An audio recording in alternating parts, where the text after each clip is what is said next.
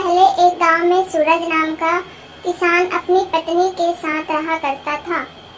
किसान बूढ़ा था लेकिन उसकी पत्नी जवान थी। इसी वजह से किसान की पत्नी दुखी रहती थी। वो हमेशा अपने जैसे जवान पुरुष से शादी करने की चाहत मन में रखती थी। महिला के मन की बात को एक चोर समझ गया। वो रोज महिला का पीछा करने लगा। एक दिन उसने किसान की पत्नी को ठगने के विचार से उसे एक झूठी कहानी सुनाई।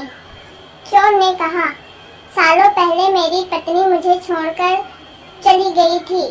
अब मैं अकेला हूँ। मैं तुम्हारी सुंदरता पर मोहित हूँ और तुम्हें अपने साथ शहर ले जाना चाहता हूँ। स्त्री यह सुनते ही खुश हो गई।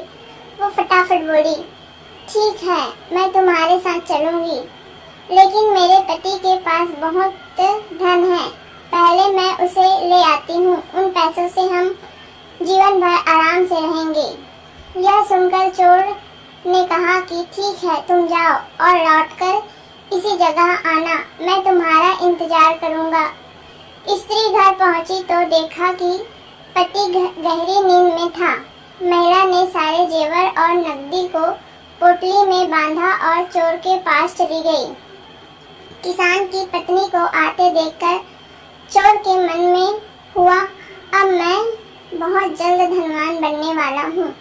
बस अब इस महिला से पीछा छुड़ाने की तरकीब निकालनी होगी। तभी किसान की पत्नी चोर के पास पहुंची। उसके पहुंचते ही दोनों दूसरे शहर की ओर निकल गए। कुछ दूर चलने के बाद रास्ते में एक नदी मिली।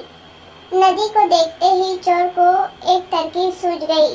वह महिला से बोला, देखो नदी गहरी है, इसे मैं तुम्हें पार करवाऊंगा, लेकिन पहले मैं यह पोटली नदी के उस पार रखूंगा, फिर तुम्हें साथ ले जाऊंगा। इसी को चोर पर पूरा विश्वास था। उसने कहा, हाँ, ऐसा करना ठीक रहेगा। फिर चोर ने कहा, देखो तुमने भारी जेवर पहने हैं, ये जेवर भी तुम मुझे दे दो ताकि तुम्हें नदी पार करने में कोई बाधा ना हो। यह सुनते ही किसान की पत्नी ने अपने सारे जेवर चोर को दे दिए। पोटली में बंधा धन और महिला के जेवर लेकर चोर नदी के पार चला गया। महिला उसके लौटने का इंतजार करती रही, लेकिन वो फिर कभी लौटकर नहीं आया। अब महिला को बहुत दुख हुआ और उसकी आंखों से आंसू बहने लगे, लेकिन पछतावे के लिए अब तक बहुत देर हो चुकी थी। उसका सारा पैसा और जेवर लेकर चोर जा चुका था।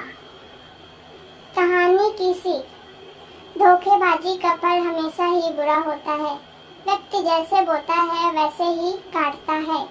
इसीलिए कहा जाता है कि हमेशा हर रिश्ते में ईमानदारी दिखानी चाहिए।